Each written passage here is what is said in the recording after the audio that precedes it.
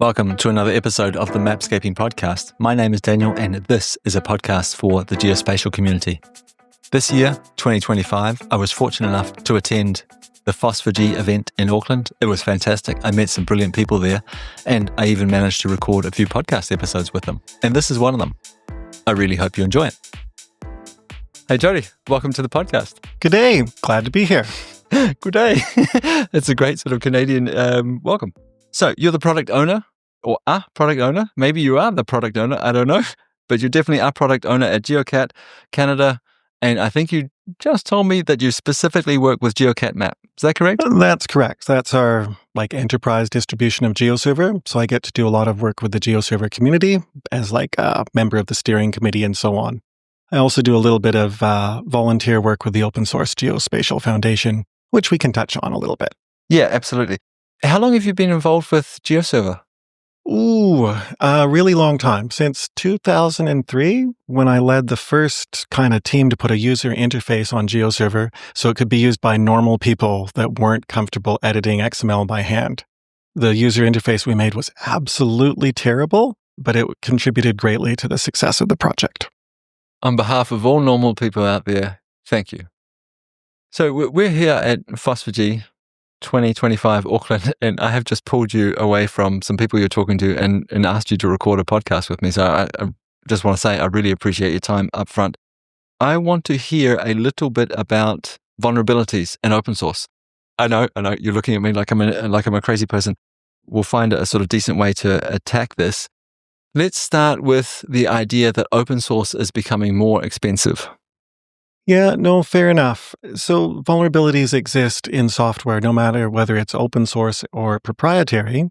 And recently there's been a number of vulnerabilities in the news, Log4j problem, a Log4Shell problem, or something like that. There's been lots of vulnerabilities that have caused considerable disruption to society. And in response, regulators around the world are starting to look at what legal tools they can use to bring to bear to simply make the software community more responsive and more accountable for the tools that we produce. And so what does that specifically mean for an open source project?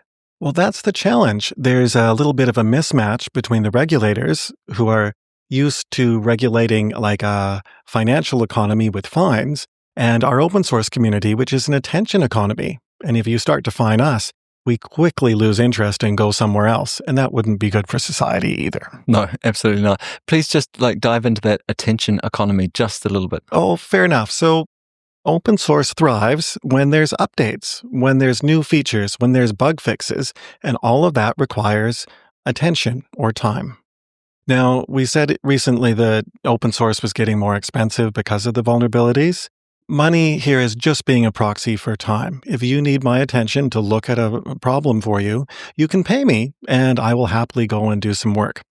And so there's been increasing demands on the open source projects in order to respond to security vulnerabilities, and somebody needs to pay for that time. And that's partly what we're looking at, the effects of that on our community today.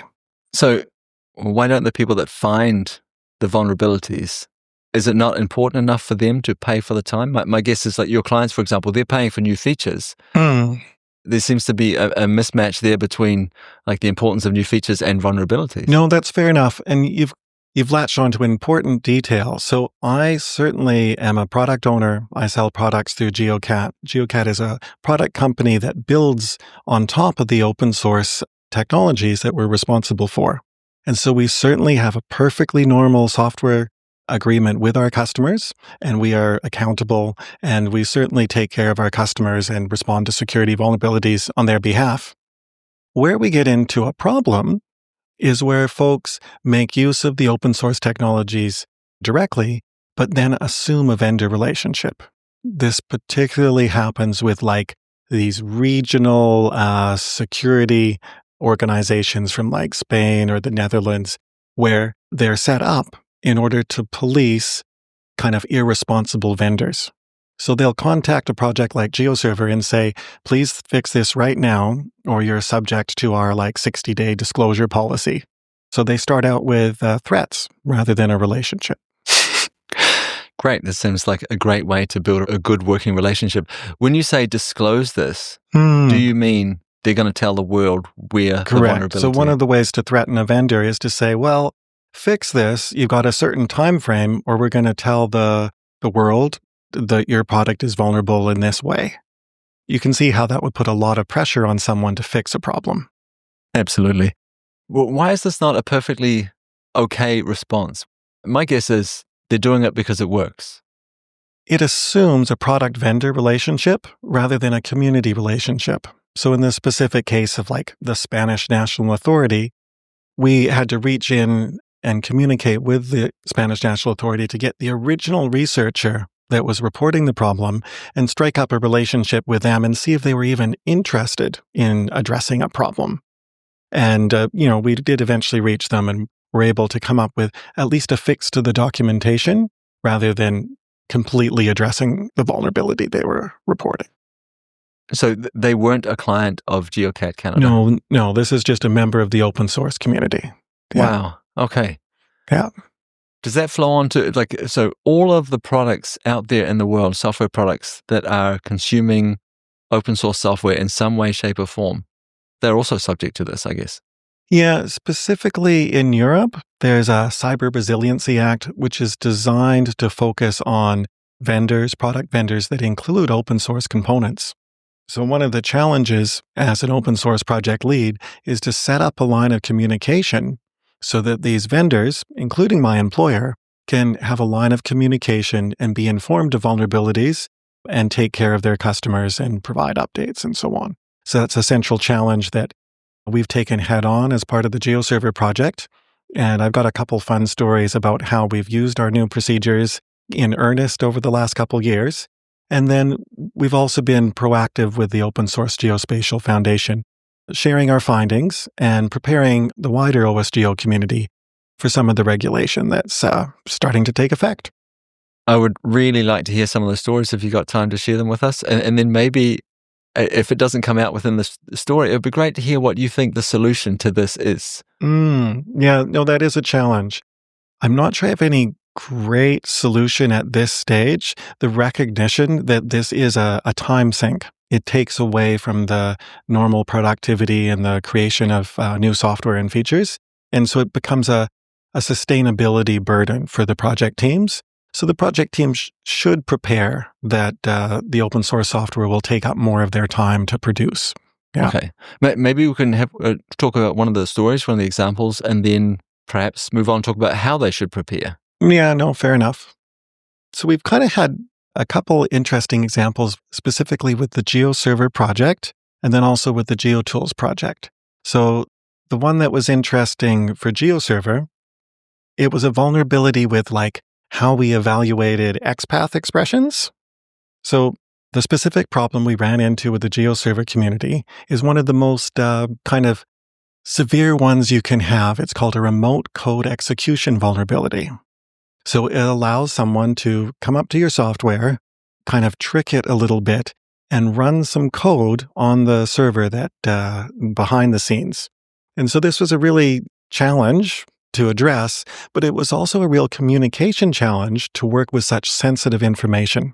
So we've got a policy, a security policy at GeoServer, where we wait until a fix is ready for both the stable and maintenance releases before we do public disclosure. We do that so that everybody in our community has a chance to upgrade and be patched before public disclosure. So in this case, it happened in June 2024. We made a simultaneous release of GeoServer, stable and maintenance, and we said, okay, you've got 2 weeks until the end of the month before we're going to do public disclosure. And we had all kinds of response from our community, such as, do I really need to come in on my weekend and fix this? And my response is, you know what, buddy, I'm making this release for you on my weekend. What do you think? Yeah, so we went through our procedure. We published the vulnerability on June 30th. And the very next day, the system security auto scans were trying to figure out how to scan GeoServers and figure out if something was vulnerable or not. And the day after that, on July 2nd, the black hat attackers started automating attacks to attack GeoServers worldwide. And it was really interesting as this information went by. I gradually learned that the attackers had lists of tens of thousands of GeoServers around the world to attack, and I have no such ability to reach the GeoServer community at large. So it's a real kind of information imbalance. I've got no way to contact all of those people other than writing a blog post or publishing a CVE vulnerability. Wow. That was actually going to be one of my questions. So who are you reaching? Who are you telling? Just your clients or? Oh, sorry. I was focusing on the community response and the community procedures. We certainly informed our customers far earlier to that, and our customers were patched even before the June 18th releases. Yeah. Wow. So that's a great question. How is there any fix for this? Is there any way of communicating this communication imbalance that you're talking about? 'Cause this is a big deal. And also understanding that if this is happening to GeoServer, if there's lists of tens of thousands of GeoServer instances out there in the world, like there's a good chance this is true for other pieces of open source software. Oh, no, absolutely. It's not unusual at all. Some software decides to phone home, maybe check a little wiki page and display that to the admin saying, "Ooh, it's time to update." We've never taken such steps with GeoServer. It's a little bit of a privacy invasion if the software phones home, even for an open source project. We certainly have our lines of communication, but I should say that the CVE system, this kind of shared distributed database, is a method of communication that we've actually co-opted at GeoServer. So I don't know what that is. So could you No, please explain that that's to fair me? enough. So when I started this conversation, my initial experience was with a national agency that assigned a vulnerability number called a common vulnerability and exploit number to a problem in GeoServer and was very intent on us fixing it within a certain time frame. I gradually learned from the example of other open source projects that in order to retain control, you can actually go through a process either to become your own numbering authority or make a use of something like the GitHub advisory database in order to issue these numbers yourself in order to control when public disclosure occurs. So one of our best practices here for the open source projects is to take means of that communication. So we were responsible of publishing this common vulnerability and exploit number, which enabled it to be seen around the world by all the security researchers. And that was a really good and effective way to reach a wider audience, far many more people than read the GeoServer blog. But this is after the patch came out? So this problem, the story I'm telling you, is once we'd already adopted taking control of the common vulnerability and exploit numbers ourselves. So this was an example of using our new communication pathway to reach a wide audience. I actually had reports from people at this conference that they were, contacted by their national agency who had scanned through and said, "Okay, you've got these 5 GeoServers you need to fix and you've got 2 days to do it, and we'll help you out if you need any assistance." So in that sense, using the security infrastructure that's been put into place, it is oppressive if it's being against your open source project, but you can also make use of it in order to reach your wider community. So it's not a completely bad thing. No, but yeah, to control the narrative. Yeah, for sure. I mean, this is brilliant. This is helpful, right? Yeah. Like it doesn't make the problem go away, but it helps. Like it gives you a tool to use that you didn't have before. Yeah. What about paying for it? That's a very pertinent question. And in this case, I was adjusting these security procedures and working with the other people on the GeoServer project steering committee on behalf of my customers at Geocat. So in a sense, it's being paid for by my customers, at least in this case. For specific cases, as vulnerability reports come in, they have to be evaluated, and that takes someone's time. And at any one point, there's 1 or 2 vulnerabilities that we haven't had a chance to look at yet. And, that's just a fact of life, just like with bug reports coming in. So yeah, certainly it is an overhead for the project teams, and it contributes to the expense of maintaining an open source project. And it is something that the GeoServer team specifically is seeking to address. So we certainly have sponsorship options for GeoServer. They haven't been very well responded to, but we are highlighting GeoServer security as one of the topics that people can sponsor. You said it hasn't been responded to very well. Is your gut feeling going to be this is going to be a difficult sell for people? Hey, sponsor this maintenance, as opposed to let's add a new feature? No, it is very much, it's a lot of procurement departments are set up to pay for something which they can receive as a deliverable. Specifically for security vulnerabilities, we can't tell you what we're looking at yet. We actually just need some capacity in order to respond to problems as they occur. How it works right now is we've got the core contributors, the organizations that are taking part in GeoServer, and each one of those organizations has one or more people volunteering on our security list to assess new reports as they come in, and then they decide if they care. And based on their response, them taking care of their customer base controls whether an issue is responded to quickly or not. So what's the ideal solution here? There's just a pool of money sitting around to be used for maintenance? Because this seems like a hard thing to build up. But also, I understand from a sponsor's perspective, they don't know what they're sponsoring. It's easier to sponsor something I know I'm getting this thing here, as opposed to just putting money into a pot. I'm not saying it's unimportant maintenance, but I'm just thinking from a selling in perspective. In the case of GeoServer, it's fantastic that there's a business like Geocat working there that's providing this service, right? It's incredible.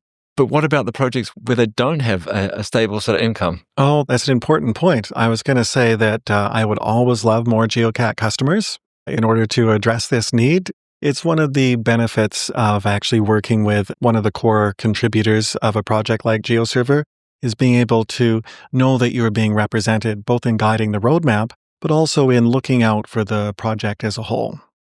No, it is certainly a challenge, especially for smaller projects. We start to touch into a little bit of the role of open source foundations and the idea of a software steward at this point, but I don't really have any great answers. I would love to see something like OSGeo have a security response team and have some money in order to help projects in an emergency. That would be a sensible way to do things in order to split this risk across our software ecosystem or across the software stack. Because this isn't something that you're always going to need, but in an emergency, you would really like the ability to respond quickly. What do you imagine that this emergency response team would do? What if they don't know anything about the software? Are you thinking about communication? Here's a process to follow, do these 7 steps? Right. I'm trying to think. So I was more thinking that if OSGeo had some budget put aside for emergencies, then if a project was encountering emergency, they could go and talk to the board and go help. Now, this is certainly something that happens at OSGeo. As an example, GeoTools had a bit of a legal challenge a couple years ago, and we were able to go to the OSGeo board and say, help, and receive some funding to put towards a code sprint to address, a trademark challenge that we were getting hit with. So there's certainly a role for software foundations to play, and this would be a very helpful role for OSGeo to play. Do you imagine that in order to survive, thrive as an open source project, that you're going to need to work under an umbrella organization like OSGeo? Is this the future we're heading towards? That's an interesting one.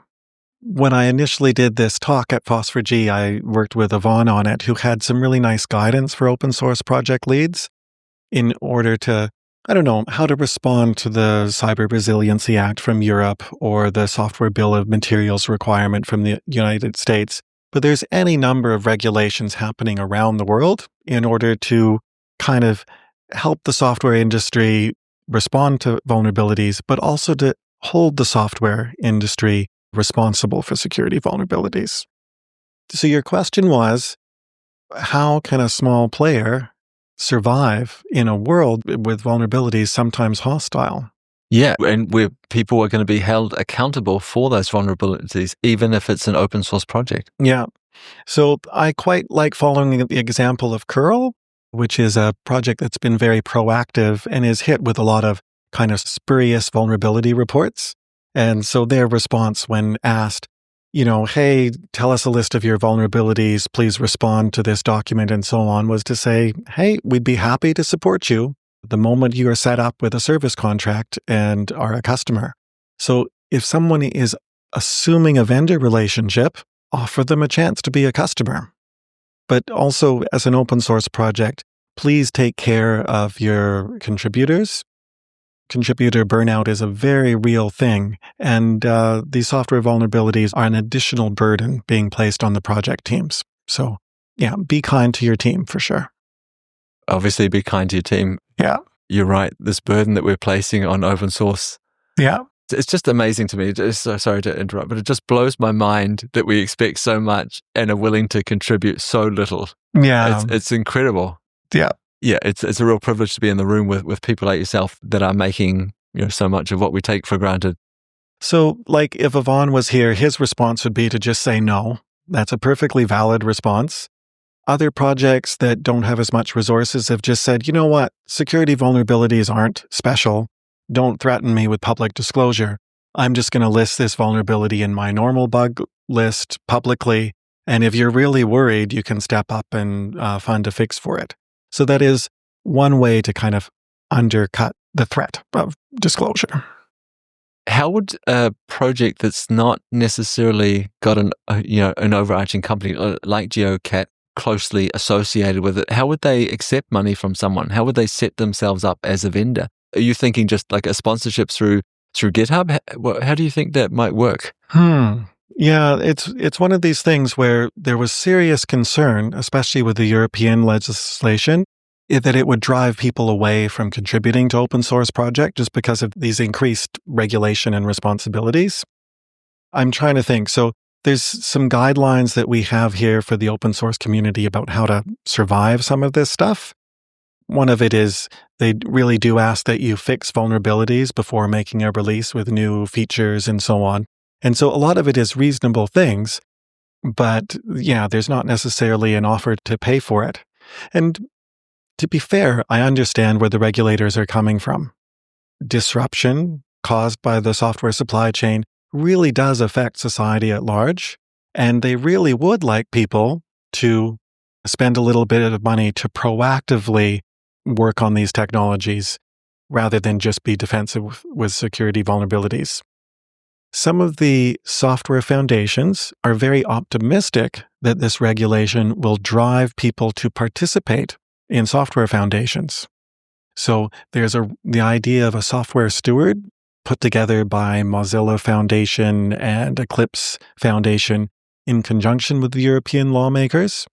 And the idea is that if your open source belongs to a neutral software steward and is managed by a number of different companies, it's only the people at the edges that put it into a product that are held accountable.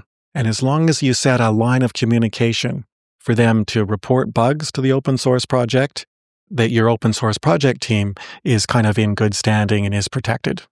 It's a little bit of a tricky balance because you need to belong to one of these software foundations, and you need to actually have like the leadership of the projects shared between different organizations.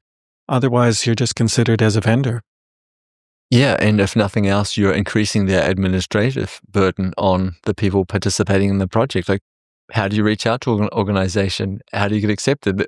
My guess is that there's some sort of formalities people need to go through. Yeah. Could OSGeo do that for projects? Could they be that, or are they not a neutral? Could they never be a neutral foundation? No, OSGeo is literally a software foundation, and it's playing this role for the GeoServer project. We haven't asked them to be a common numbering authority. Right now, we're using GitHub Security Advisory, but the larger OSGeo community isn't always comfortable with GitHub. So if it comes to it in a year or so's time, we might actually have to set up a numbering authority and some more infrastructure at OSGeo in order to help our projects. I just want to touch on something that you mentioned briefly before. It was the American or North American Software Bill of Materials. Is that correct? Right. No, this is actually a common requirement worldwide. Australia has similar regulations and so on in place. But the idea is if you're selling software to the federal government, they actually want to know what they're buying. So they want to see a software nutrition label. What's actually in this thing? Is it 12% open source and 23% proprietary? So that kind of thing. They really want to know what's in the tin, in part so that they can check, oh, hey, wait, is there any vulnerabilities in this software package that we need to address? And disclosing that, does that also mean that the black hat actors out there in the world can go, aha, you're using that. I know exactly what's in there. If a vulnerability did show up, great, I know what to do. Yeah, no, that is very much true. And that's one of the ways those databases of what servers are running are produced. It's an interesting one for sure. I know for GeoServer, we've started not advertising the version number of GeoServer when you go and visit a website. And that's partly in order to hold that information back because it's considered privileged information. So, yeah, well, it makes a lot of sense. I guess the open source world has changed quite a bit since you started. Yeah, that's certainly true. But kind of the spirit of camaraderie, especially with the Phosphor-G community, the ability to make tools that enable people to understand the world around us, manage the resources effectively. It's really just a lovely community to be a part of. So we're both here at Phosphor-G. I couldn't agree more. This is why I'm here. The only reason I'm here is because of the community. Fair enough. I also like the dancing, but you do you. Yeah. This might be a difficult question to answer, but do you think it's becoming more or less attractive to be part of these projects, to become a contributor? That's an interesting one. Because definitely there's more insight to what it involves. There's more visibility to some of these projects. They're really, really well known. I could see for a lot of different reasons why someone might want to get involved. You have a chance to fix things you're interested, work on a project that is well known. You could make a name for yourself, yada, yada. But on the other side, like the requirements or the expectations are also increasing, it seems. Right.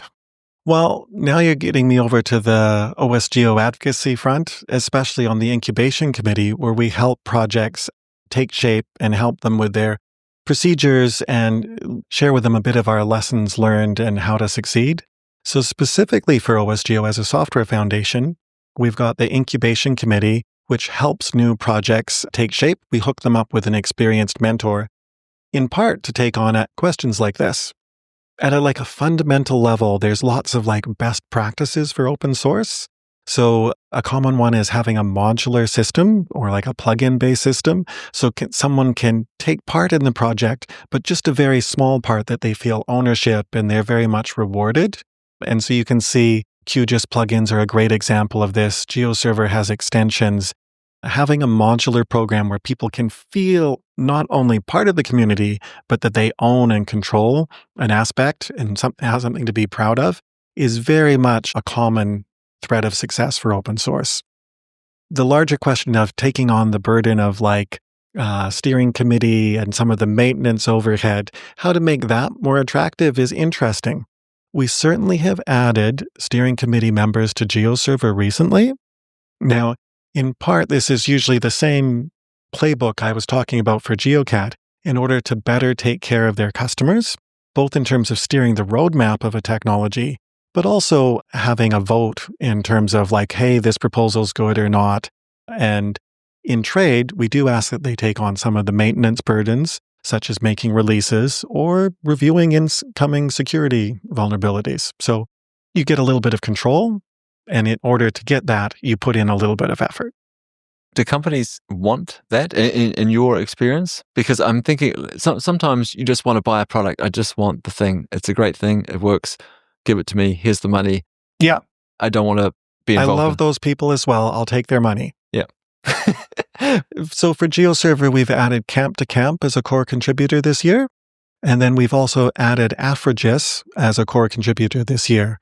And these are both organizations that heavily depend on GeoServer in order to support their customers and then have stepped up and taken a leadership role. And then over time, they've been recognized for that leadership role and have been, recognized as core contributors, have people that can vote on the steering committee and so forth. So it certainly is attractive. It sounds like we're back to this idea of modularity, where you can choose your own adventure. Do you just want to pay for the thing? Great. Awesome. We'll take your money too. Yeah. Would you like to be involved at a deeper level? Great. Yeah. Here, you can have an opinion. Yeah. And then by all means, if you do want to just download the technology and enjoy it, we love you as well. It's so great to come to an event like this and see all the amazing maps and things people are producing and how much benefit the world at large sees from the software we create. Yeah. The amazing thing to me is that people like yourself, not me, people like you, create incredible pieces of software which affect millions of lives, and you'll never meet them. You'll probably never hear back from the vast majority of them, right? They'll never know. They will never know you, but you do it anyway. I think it's fantastic. Oh, well, thanks. And occasionally you get those little glimmers of how much of an impact the technology has. It was a subject of some of the presentations this week. We recently ran a GeoServer 3 crowdfunding, and often we make the releases and everything works, and we have no idea how many people use the technology and care. But we actually put out a public request for funding saying, hey, we need some financial help here. And we got an overwhelming positive response. We actually exceeded our funding goal. And yeah, we are well on our way towards creating GeoServer 3 on schedule for a March release. So it was really heartening to see how loved GeoServer is, but that also people are willing to step up financially and support the technology that they depend on. That is fantastic. Congratulations. What lesson can other projects learn from that? Ooh, this is the hard one. And this has been super hard for the GeoServer team to address. Actually being brave enough to ask for financial help. It was especially hard for the GeoServer folks because we learned very early on not to talk about the upcoming roadmap. Just because if we said, we talked to someone, they were all excited about adding a feature, and then we'd put it on a slide for a roadmap, and they'd say, oh, great, you're doing it. Now I don't have to. So we would just sit there in shock and go, But it's specifically to be proactive, asking for support for upcoming challenges. I don't quite have the trick of how to ask for support for security issues because we can't tell you, hey, we need to fix these 3 things. So that one's a little bit more of a challenge. But we've also been good this year about asking support for site certification. So the OGC site certification sticker requires an annual cost. And, that's an ongoing cost we'll have to meet as a community. Why? So just to, we're down the details now, but Yeah. I think it's interesting. When you asked the people that are downloading GeoServer, the people that care for support, did you specifically say for this thing, for that thing, for that thing? Did you list them out or just, hey, can you help us? Here's 3 ways you can help. No, that's a really interesting point. So we actually put out the call for we need support on this specific activity, which was updating the Spring library in part to have access to the latest security fixes. And we put out that call for action in 2024, and our community did respond. They did do some in-kind contributions and were able to pick away at the puzzle. But it wasn't until a consortium of companies got together and said, you know what, this is more work than any one company has enough people to do. So a consortium of companies, Camp to Camp and Geocat and GeoSolutions got together. And then they did a crowdfunding structure, just because it's more money than we'd want any one customer to pay for. Crucial to that was turning it not from an abstract, we need to fix these 7 things, but sticking a version number on it and saying, we need funding for GeoServer 3. And that was enough of an attention grabber that it really helped people notice and respond. That seems like a rabbit you can only pull out of the hat so many times. That is true. That's part of what we need to learn is, how do we actually address ongoing support, ongoing maintenance activities? Yeah, I think this is going to be a question that is, it's going to take a while to answer. Yeah. But it's important to bring it up, and I really appreciate you sharing your experience with us. I am so pleased that you said or encouraged other projects to not be afraid to ask for help. And I will link up the resources that you mentioned, especially those for OSGeo. If people want to become projects and want to be accepted, be part of that and come under the umbrella, I think that's a great idea. There'll be links to that in the show notes. And I just want to say thanks. I really appreciate the work you do. I appreciate the time you've taken to talk with me here. Yeah, no worries. Thanks very much for having me. And thanks for being one of those communication channels where we can reach more folks. Happy to help in my own little way. I can't program, but I can do this. Good on ya.